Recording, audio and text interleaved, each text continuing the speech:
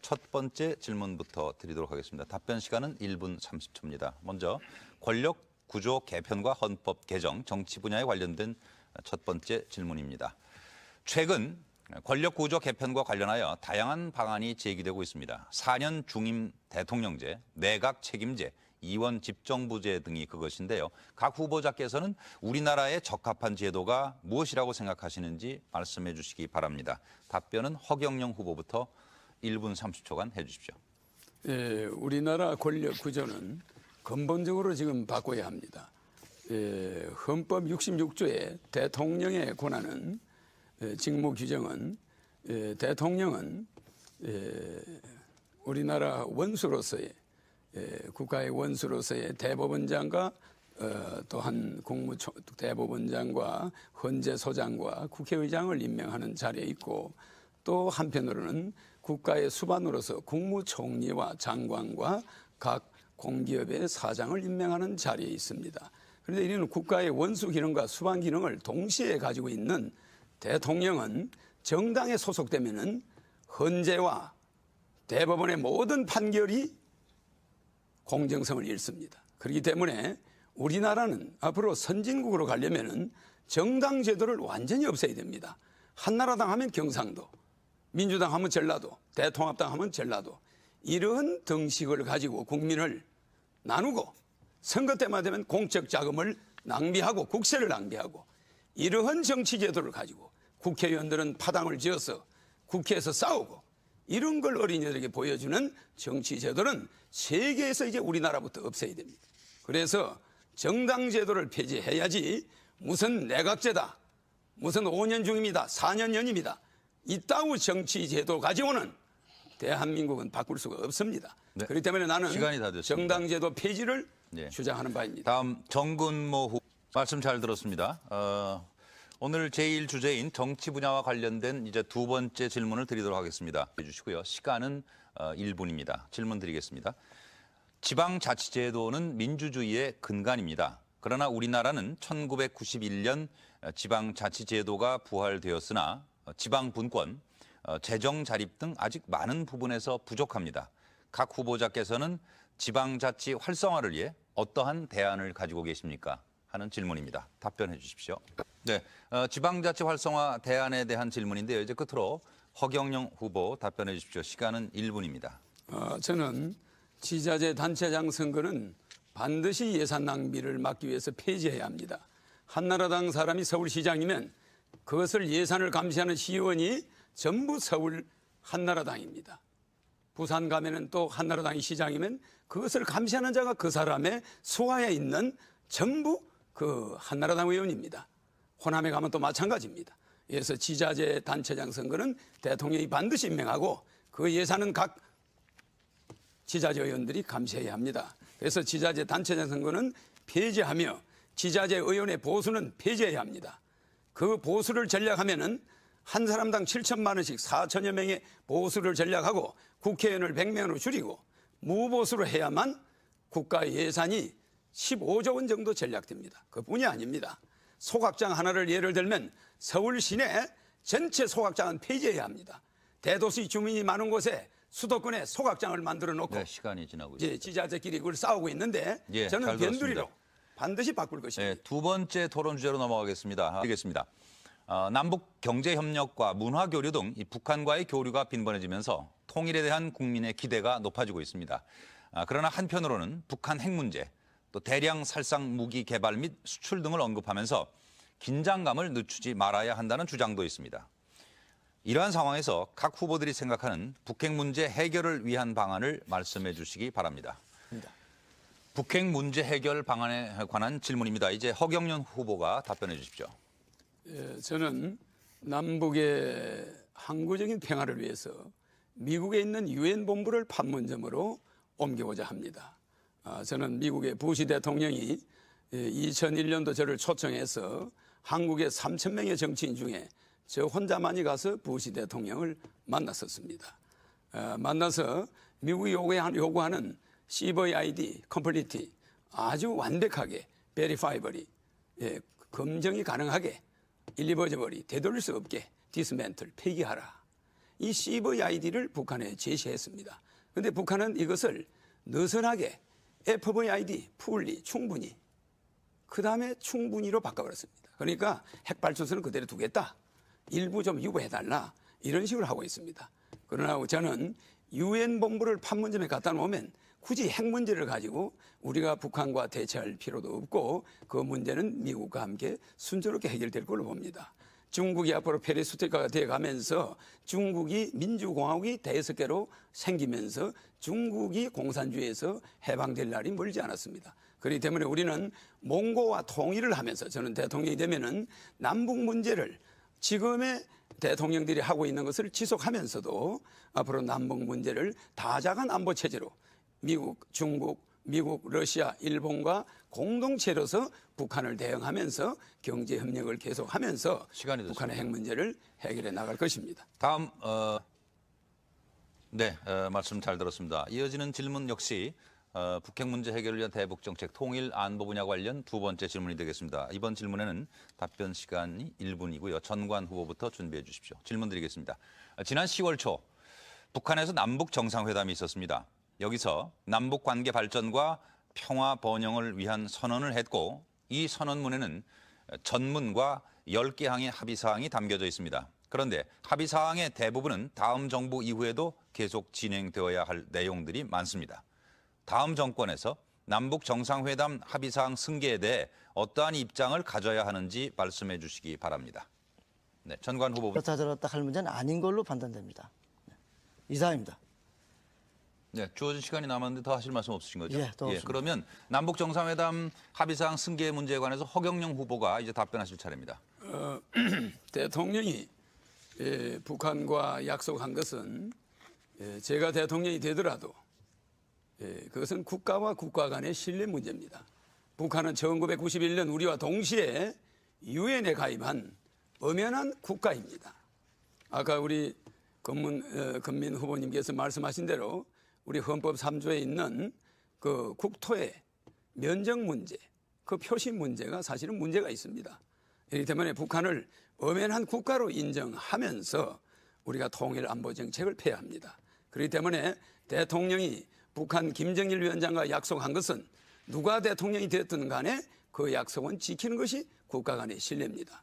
그것은 계속 저는 그대로 할 것이며 다만 우리가 너무나 경제적으로 어렵습니다.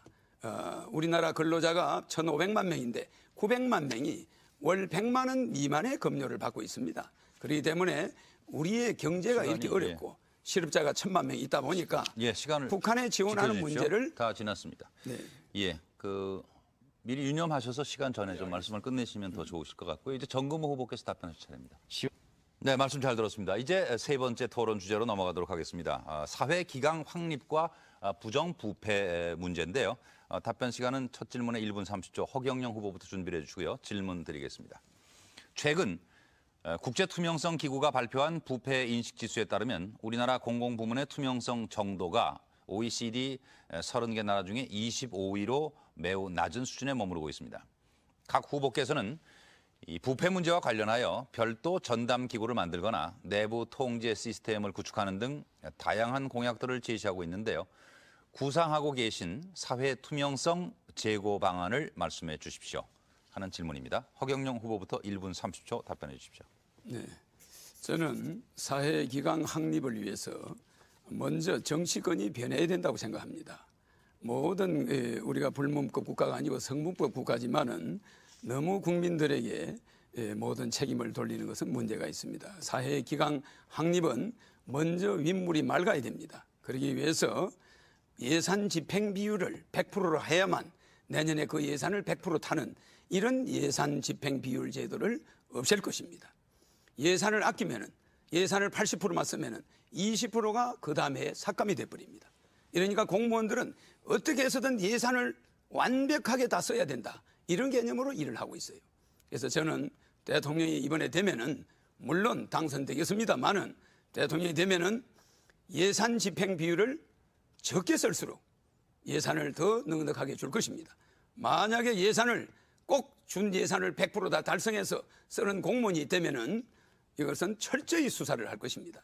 왜냐하면은 우리나라 보도부록은 1년에 한 번씩 교체하는데 유럽과 일본은 30년 의무적으로 쓰게 되어 있습니다. 그래서 1년에 없어지는 예산, 정치인들이 낭비하는 예산, 이것이 160조입니다. 우리나라 예산이 320조입니다. 그래서 나는 이걸 전략해서 60세 이상 노인들에게 매월 70만 원씩 줄 것입니다. 결혼하는 사람들은 5천만 원씩 남녀 1억을 줄 것입니다. 출산하는 사람은 3천만 원씩 줄 것입니다. 평생 한 사람당 15억을 돌려줄 것입니다. 네, 시간이 국가 다 예산을 전략해서 허 후보님들 반드시 시간이 국민 부족하신데 여러분에게 일단 현금으로 시간이 경과했음을 이해해 주시고요. 다음 정근모 후보 따지리라 봅니다. 시간이 다 됐고요. 말씀 잘 들었습니다. 이제 다음 질문으로 이어가겠습니다. 이번 질문에 대한 답변 시간은 1분이고요. 정근모 후보부터 준비해 주십시오. 역시 사회 기강 확립과 부정부패, 이 사회 분야와 관련된 이제 두 번째 질문을 드리겠습니다. 사회 지도층은 일반 국민들보다 한층 높은 수준의 청렴성이 요구됩니다. 그럼에도 최근 한 여론조사 결과를 보면 많은 국민들은 이 사회 지도층이 일반 국민에 비해 더 부패하다는 생각을 가지고 있다고 생각하는 것 같습니다. 정경유착, 고위직 공무원의 부패 등 사회 지도층의 부정부패는 우리 사회 전반에 커다란 영향을 주는데요. 각 후보자들께서는 사회 지도층의 부정부패를 일소할 수 있는 방안에 대하여 말씀해 주십시오. 사회를 만들어야 됩니다. 네, 다음 이제 허경영 후보는 사회 지도층의 부정부패 일소 방안으로 어떤 걸 생각하고 계시는지 1분간 답변해 주십시오. 도사는 안창호 선생께서 진리는 사람의 눈에 보이지 않아도 없어지지 않냐며 정의는 따르는 자가 없어도 항상 이기나니 죽더라도 거짓되지 말라, 그런 말씀을 했습니다. 그러나 우리나라 공직자들이 우리나라 일할 수 있는 사람이 2,500만 명인데 전체 인구의 50%인데 1,000만 명이 실업자입니다. 그러다 보니까 공무원들이 그 1,000만 명의 실업자의 부담을 받고 있습니다. 또한 나머지 1,500만 명 중에 900만 명이 비정규직으로 100만 원 미만의 급료를 받고 있습니다. 이러니까 36가지 또 세금 제도가 있습니다. 이러니까 공직자들이 끝없이 부정을 하지 않고는 살아남기 어려운 그런 현실이 실제 있습니다. 그래서 저는 대통령이 되면은 국민연금을 폐지하고 36가지 세금을 모두 폐지하고 양도세, 상속세 모든 세금을 폐지하면서 간접세로 바꿨습니다. 지도층들이 물건을 살 때 거기에 세금이 미리 성금을 내게 합니다. 예. 세금을 떼먹는 사람이 없게 만들죠. 이렇게 하면서 지도자들이 네. 이렇게 다음 해서 기회에 또 국민들이 말씀 이어주시고요. 예, 말씀 잘 들었습니다. 이제 여러분께서 이번에 질문을 이제 들어주실 것이 UCC 질문인데요. 답변은 1분 30초고요. 금민 후보부터 이제 준비를 해주시면 되겠는데 UCC 동영상 질문 내용 같이 한번 들어보시죠. 안녕하세요. 저는 중림동에 사는 이은영입니다. 대통령 후보님들께 질문하고 싶은데요. 지금 국제결혼이 나날로 증가하고 있고 그 문제가 심각해지고 있는데 공무원들은 그 문제에 대해서 아직 나라 제도가 정비되고 있지 않다고 무책임한 반응을 보이고 있는데요. 앞으로 그 문제에 대해서 어떻게 대처하실지 질문하고 싶습니다. 네, 잘 들었습니다. 이제 전관 후보께서는 이 국제 결혼에 대해서는 어떤 생각을 가지고 계신지요? 제도 정비. 지구촌이라는 말이 나온 차원에서 아주 자연스러운 흐름의 일부를 봅니다. 자연스러운 흐름이 왜곡되지 않도록 제도를 뒷받침해야 될 것입니다. 이상입니다. 주어진 시간이 많이 남았는데요. 네, 더 하실 말씀이 없으시다면 예, 더 할 말 없습니다. 예, 다음 후보 답변으로 넘어가겠습니다. 이제 허경영 후보께서는 국제 결혼이 많이 늘어나고 있는데 지금 이제 질문에서도 나왔습니다만은 제도 정비가 좀 잘 돼 있지 않다 이런 반응인데 어떻게 이 문제에 대처하실? 우리나라가 유흥 산업이 발달하면서 400만 명 정도의 여성이 결혼을 해야 될 여성들이 유흥업소에 흘러 들어갔습니다. 그러니까 시골이나 또 빈민들이나 서민들은 결혼할 신부를 구하기 어렵습니다. 이렇게 되다 보니까 아시아권에서 많은 여성들이 국제 결혼을 하고 또 중국에서도 와서 결혼을 합니다. 그 현실을 우리는 외면할 수가 없습니다. 우리는 백인 민족이고 단일 민족이지만은 시대가 그렇게 흘러가고 있기 때문에 제가 대통령이 되어서 이 제도를 바꾸기 전까지는 우리는 문호를 개방해서 국제 결혼을 인정해야 합니다. 성을 쌓는 자는 반드시 그 성 때문에 망합니다. 징기스칸은 성을 쌓지 않았지만 진시 황제는 성을 쌓다가 곧바로 망해버렸습니다. 우리는 글로벌 시대를 대비해서 양계 혈통주의를 인정해야 하고 글로벌로서 FTA나 모든 우리 전 세계가 하나의 지구촌 가족이라는 것을 명심하고 자기 이기주의, 너무 국수주의를 지향해야 됩니다. 미국의 에이브러함 링컨이 국민에 의한 국민을 위한이라는 말은 잘못되었습니다. Of the people, by the people, for the God. 국민에 의한 하늘을 두려워하는 그런 정치를 해야 되는데 국민에 의한 국민을 위한 미국 시민 한 사람을 구하기 위해서 한국 군인 일개 사단을 투입하는 것이 네, 시간이 미국입니다. 다 됐습니다. 이제 정근모 네, 말씀 잘 들었습니다. 지금 여러분께서는 중앙선거방송 토론위원회가 주관하고 있는 제17대 대통령 후보자 토론회를 시청하고 계십니다. 이제 네 번째 토론 주제로 넘어가겠는데요. 아마 많은 시청자들 또 뭐 온 국민이 사실 제일 관심이 크신 문제일 거예요. 지금 이 교육 개혁과 사교육비 절감에 관한 문제를 두 가지 질문을 드리고 답변을 듣도록 하겠습니다. 첫 번째 답변은 전관 후보부터 준비해 주시고요. 첫 질문에 대한 답변은 1분 30초가 주어집니다. 질문 드리겠습니다. 얼마 전 뉴스 보도에서 우리나라 사교육비가 OECD 회원국 가운데 최고 수준인 것으로 나타났습니다. 우리나라 사교육비가 GDP에서 차지하는 비율이 2.9%로 OECD 국가 중 1위이며 OECD 평균에는 무려 4배에 이른다고 합니다. 각 후보들은 이 사교육비를 어떻게 하면 줄일 수 있다고 생각을 하시는지 말씀해 주십시오. 그것입니다. 네, 그것은 알겠습니다. 허경영 후보 답변해 주십시오. 1분 30초입니다. 우리는 경제는 세계 11인데 실제 사교육 경제는 세계 11인데 교육은 세계 100입니다. 100위권에 머물고 있습니다. 그래서 저는 대통령이 되면은 기호 8번 허경영 후보인 저는 고등학교 3년 동안의 시험을 대학에 전공해야 될 과목 한 과목만 시험을 보고 나머지 과목은 교회 한 과목으로 시험을 보지 않습니다. 그러니까 사교육비는 일전도 들어가지 않습니다. 수능 시험을 폐지합니다. 아인슈타인이 우리나라에 오면은 서울대학에 들어갈 수가 없습니다. 물리학 배우로. 수능 시험에서 낙방합니다. 우리는 천재를 기르는 것이 아니라 천재를 바보로 만드는 교육을 하고 있습니다. 중국은 17,000불입니다. 1,700불입니다. GNP가. 우리는 그 10배 17,000불입니다. 근데 중국의 칭화대학은 세계 10위권에 들어갑니다. 우리 서울대학은 세계 100위권입니다. 저는 내신제를 폐지하고 등록금을 폐지해서 국가가 지원하며 고등학교 전체가 대학 들어갈 때 한 과목, 예를 들어서 영문과를 들어가려면 영어 단어나 수거나 독해나 토플이나 모든 영어에 관한 10가지를 고등학교 동안에 철저히 공부를 해서 대학에 시험 쳐야지. 영문과 갈래가 음악 100점, 미술 100점, 수학 100점. 이거 말입니다. 국가 예산도 낭비고 가정들이 전부 파탄이 일어났습니다. 이런 교육 제도를 됐습니다. 가지고는 우리나라가 네. 절대 희망이 없습니다.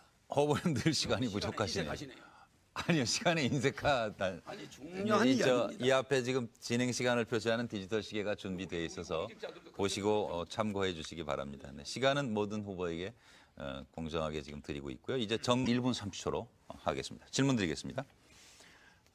최근 교육 현장에서는 이 교사에 대한 학부모의 폭언, 폭행이나 심지어 학생이 교사를 폭행하는 등 이 교권 침해 사건이 해마다 증가하고 있는데요. 교사의 도덕적 해이와 무사 안일, 또 학부모의 교육에 대한 지나친 열의 등이 그 원인으로 지적되고 있습니다. 교권이 추락하면 학생의 학습권과 교육권도 크게 영향을 받게 됩니다. 후보자들께서는 이 교권 확립을 위해서 어떠한 방안이 있는지 말씀해 주시기 바랍니다. 허경영 후보부터 답변해 주십시오.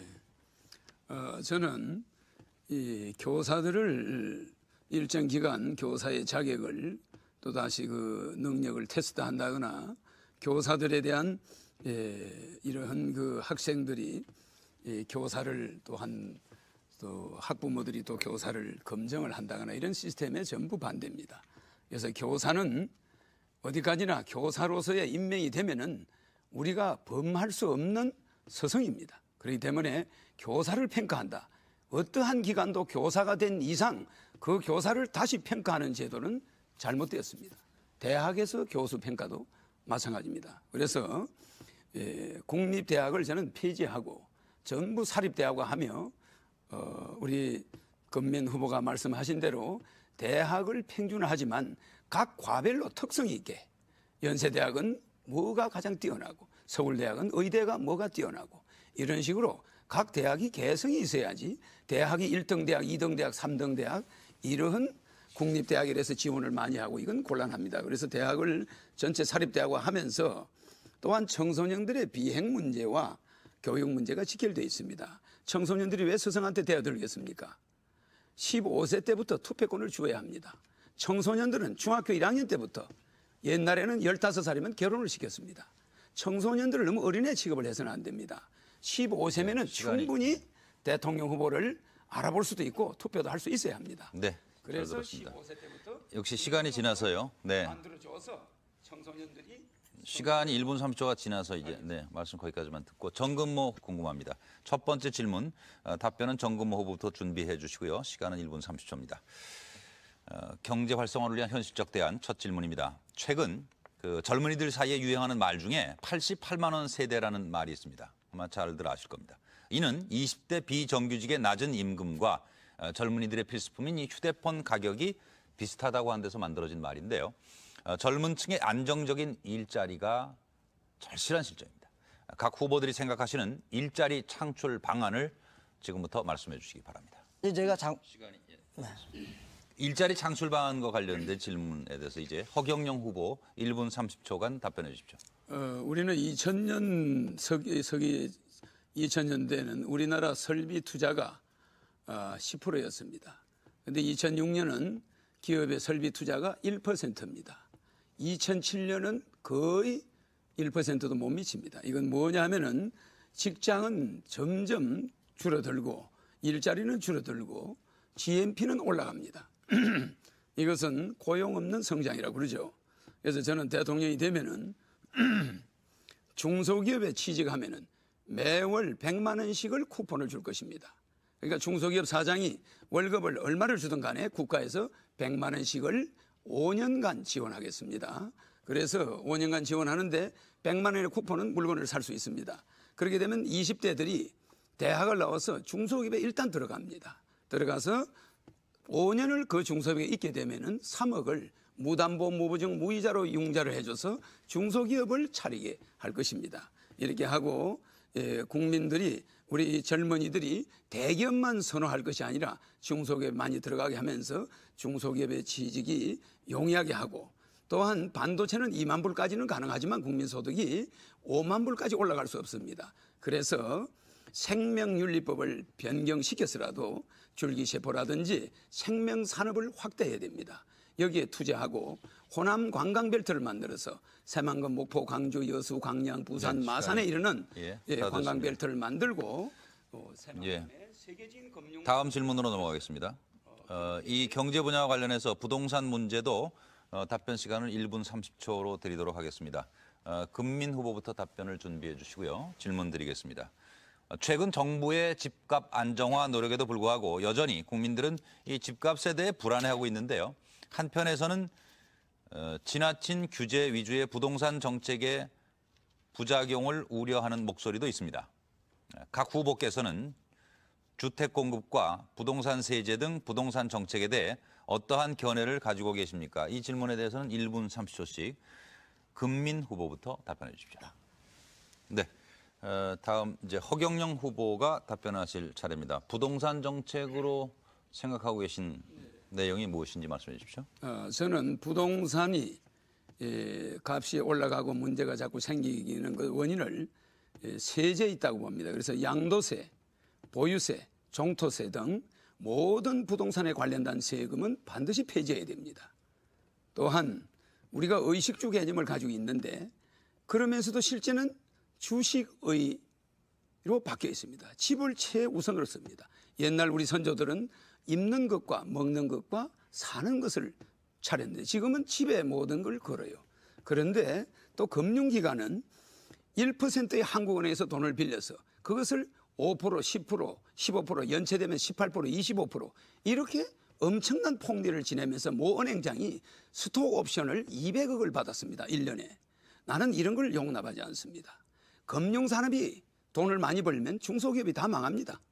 그래서 절대 주택을 담보로 융자를 받을 때는 1.5% 이상, 연리 1.5% 이상이 되어서는 절대 안 됩니다. 한국은행이 이것을 특별히 관리할 것입니다. 여러분들이 월급 받아서 은행에 이자 내다가 아무것도 못합니다. 사교육보다 더 무서운 게 은행 이자입니다. 근데 은행은 그렇게 살이 쪄가지고 참 제 입에서 말이 안 놉니다. 시간은 짧고.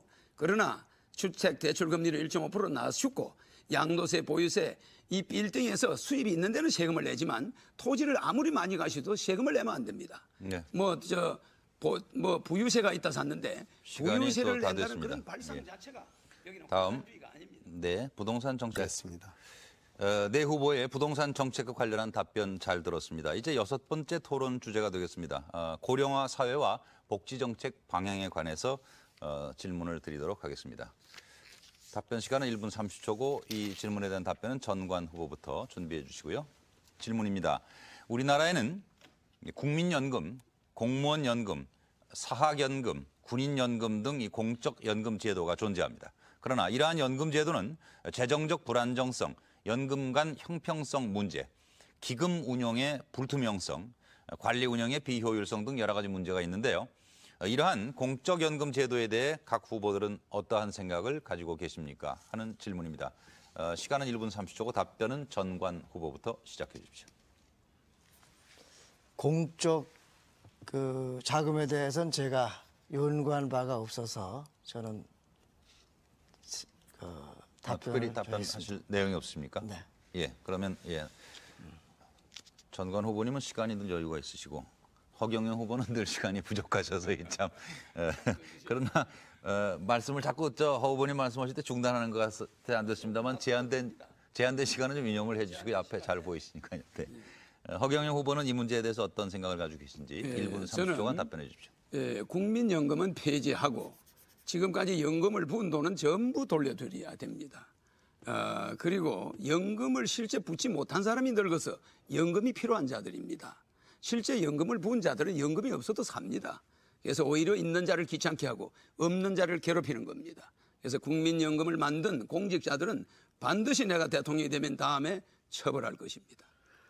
또 하나 60세 이상 노인들에게 자동적으로 부자든 가난한 사람이든 매월 70만 원씩을 주어서 부부 140만 원을 보장해 줌으로써 노후에 어떤 불안도 없게 할 것입니다. 이러면 어떤 연금과도 관계없어요. 이것은 또한 그뿐만 아니라 결혼하는 사람들에게는 5천만 원씩을 줘서 노인들이 자녀들 결혼 때문에 시골의 논밭이 전부 농협에 다 잡혀 있습니다. 그리고 고리의 이자를 냅니다. 그러니까 우리의 부모들이 전부 빚쟁이가 되었습니다. 그래서 결혼할 때 5천만 원씩을 국가에서 국가 예산을 50% 절약해가지고 반드시 드리고 출산할 때 3천만 원씩을 주고 전기, 전화, 수도, 핸드폰, 가스 요금을 각각 5만 원까지 국가에서 유보하고 돈을 받지 않음으로써 6만 원 하면은 만 원 내야죠. 그래서 국민들이 세금 고지서를 가정에 한 장도 볼 수 없게 할 겁니다. 물론 재산세, 양도세, 토지세, 종토세 아무 세금도 없습니다. 그러니까 물건을 사고 팔 때만 세금이 들어갑니다. 네, 시간 이렇게 다 함으로써 모든 국민이 네, 시간을 좀 지켜주시고요. 네, 정근모 후보 답변하실 차례로 넘어가겠습니다. 남았으니까. 시간이 제한된 시간은 경과했음을 좀 유념해 주시고요. 토론위원회 규칙을 따라 주셨으면 합니다. 다음 첫 번째 질문을 드리도록 하겠습니다. 허경영 후보부터 답변 준비해 주시고요. 이 질문에 대한 답변 시간은 1분씩이 되겠습니다. 질문입니다. 국회에서 이 많은 노인 복지 관련 법들이 제정됐지만 노인층 일자리 창출을 위한 정책이 부족하다는 비판이 있습니다. 고령화 사회에서는 노동력의 양적, 질적 변화와 산업 구조의 개편 등으로 일자리 확보를 위한 대책 마련이 필요합니다. 각 후보자께서는 고령화 사회에 노인 일자리 창출 방안을 말씀해 주시기 바랍니다. 허경영 후보부터 시작해 주십시오. 네, 저는 대통령이 되면은 기호 8번 허경영 후보입니다. 나는 그 말씀하실 때 사회자님이 기호 8번을 좀 넣어주시면 좋겠네요. 농지거래 자유화를 실시하고 농가거래 자유화를 실시해서 도시 사람들이 주말에 시골에 그 폐허가 된 집들을 사고 농가를 자유롭게 사서 주말에 되면 자식들을 데리고 시골에 가서 농사를 짓고 그곳에서 1월 이후에 출근할 때 올라오고 이렇게 하면은 농가가 자연스럽게 거기서 일자리가 또 만들어지면서 전원 생활이 되게 됩니다. 그래서 도시 사람들 전체가 주말 별장을 가지게 되면서 산삼 뉴딜 정책을 실시해서 1,000만 개의 일자리를 만들게 됩니다. 이는 전국에 1,000개의 산삼 재배단지를 만듭니다. 물론 수출용이죠. 그래서 이 산삼만 재배하는 게 아니라 토경작물을 재배하는데 이곳에 먹여주고 재워주고 100만 원씩을 주는 전국의 20에서 100살까지 누구든 들어가서 자유롭게 일할 수 있게 해줌으로써 예, 시간이 뉴딜 다 정책을 됐습니다. 쓰지 않을 수 없게 되어 있습니다. 네, 이제 정근모 후보께서 제도인데 네, 시간이 다 됐습니다. 제 말씀 잘 들었습니다. 이제 오늘 마지막 주제는 한반도 주변 국가와의 현안 문제, 또 세계화 시대의 문화 정책, 차세대 첨단 산업 육성 등에 관한 내용인데요. 첫 번째 질문을 드리겠습니다. 답변은 2분간 해주시고요. 정근모 후보부터 준비해 주십시오. 각 후보들께서는 한반도 주변 국가와의 현안 문제, 세계화 시대의 문화 정책, 그리고 차세대 첨단 산업 육성에 대해서 말씀해 주십시오. 이 중에서 특정 주제만 선택하여 언급하셔도 좋습니다. 답변 시간은 2분이고요. 정근모 후보부터. 네, 전 분야를 확대시켜야 될 것입니다. 이제 허경영 후보 답변 2분간 해주십시오. 저는 고엽제 환자가 청와대 앞에서 28년간 병 고쳐달라고 소리쳐도 누구도 쳐다보지 않습니다. 국민이 하나가 되는 안보가 돼야지 무기보다 사실은 더 중요합니다. 그래서 6.25 월남 참전 용사는 대통령 당선되는 역시 3억 원씩을 일시불로 지불할 것입니다.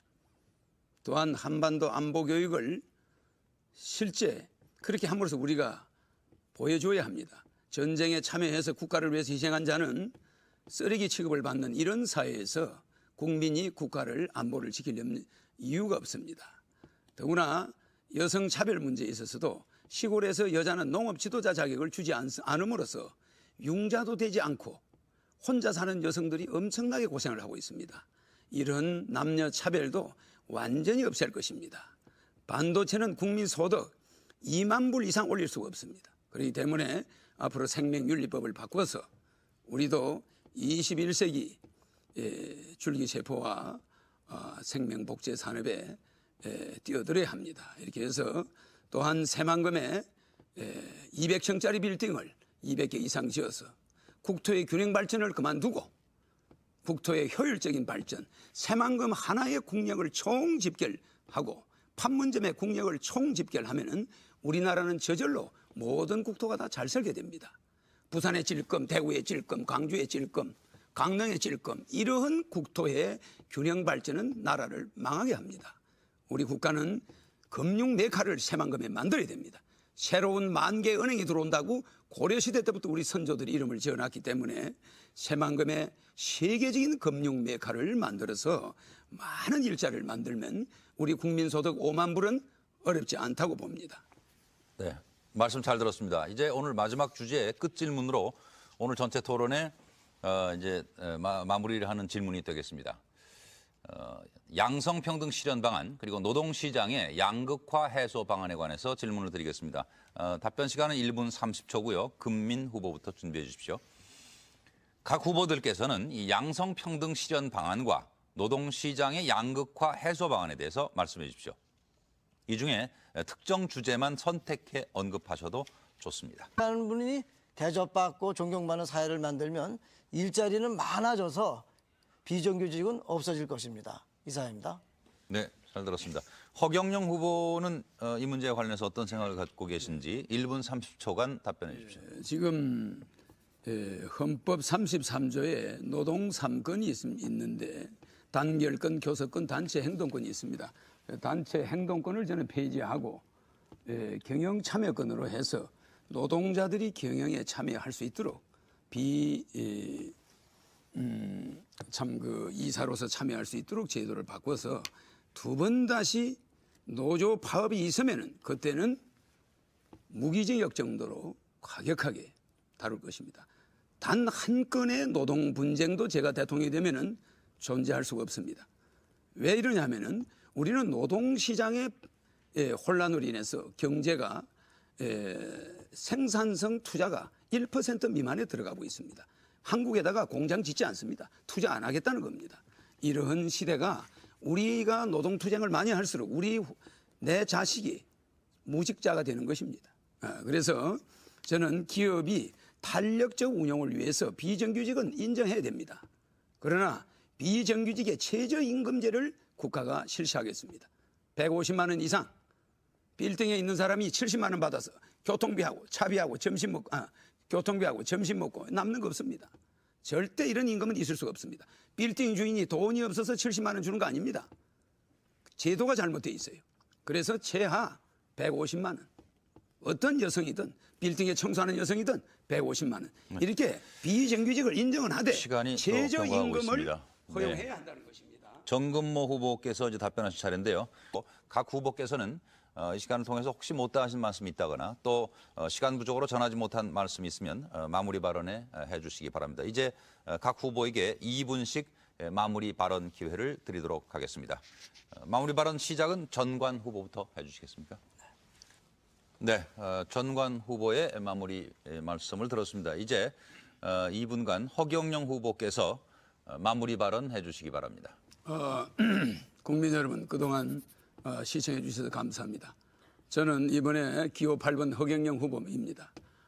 이번에 대통령이 되면은 아마 오늘은 제가 여론조사 한 15% 내일이면 될 것입니다.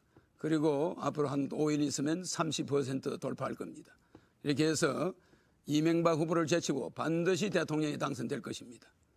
저는 의료보험을 100% 적용하고 장기 이식 환자는 1년 이내에 국가에서 장기를 구입해서 100% 수술해 드릴 것입니다. 왜냐? 죽어가는 환자를 두고 장기가 없어서 국가에서는 시신기증자가 없으니 마냥 기다려라. 이런 서비스가 어디 있습니까? 국가가 있어나만 합니다. 농약 생산을 폐지하고 미생물 농약을 개발해서 맑은 물을 마음 놓고 먹을 수 있게 할 것이며 전과를 완전히 대사면한 이후에 지금까지 전과자는 엄격히 말해서 대통령과 정치인들의 책임이지 그 사람들만의 책임이 아닙니다. 그래서 완전히 전과를 사면할 것이고 400만 신불자 역시 정치 지도자들의 잘못이었습니다. 그렇기 때문에 그들도 완전히 해결을 깨끗하게 마무리할 것입니다. 물론 무이자로 20년 융자 조건으로 월 몇만 원 내는 것으로 해결할 것입니다. 이렇게 해서 제가 대통령이 되면은 국민 한 사람이 15억을 평생 받아가야 됩니다. 3인 가족이 45억, 5인 가족이면 75억을 받아갑니다. 그럼 이 돈은 지금까지 누가 썼느냐? 국회의원들이, 정치인들이 다 낭비해버렸습니다. 그래서 국가 예산은 이렇게 하고도 국가 예산은 매년 260조가 나왔습니다. 왜? 현금을 쓰지 않고 만 원 이상은 카드를 쓰면 평균 연간 200조가 더 들어옵니다. 지금까지 200조를 탈세한 거죠. 그래서 모든 세제를 바꿔버리면 제가 IQ가 430입니다만 이러한 제가 만든 모든 제도를 당장은 이해가 안 가겠지만 시간이 국가 발전에 엄청난 변화를 이해하고 이제 정근모 후보 이렇게 해서 네 후보의 마무리 발언까지 모두 들었습니다. 오늘 이 토론위원회 진행 규칙을 존중해 주신 네 후보들께 감사드립니다. 오늘 토론회가 닷새 앞으로 다가온 대통령 선거에서 후보자 선택에 많은 도움이 되셨기를 기대합니다. 오랜 시간 토론에 임해주신 네 분 후보들 수고 많으셨습니다. 감사합니다. 그리고 무엇보다도 늦은 시간까지 토론회를 지켜봐 주신 국민 여러분께도 진심으로 감사의 말씀드립니다. 이상으로 중앙선거방송토론위원회가 주관한 제17대 대통령 선거 후보자 토론회를 모두 마치도록 하겠습니다. 여러분 감사합니다. 안녕히 계십시오.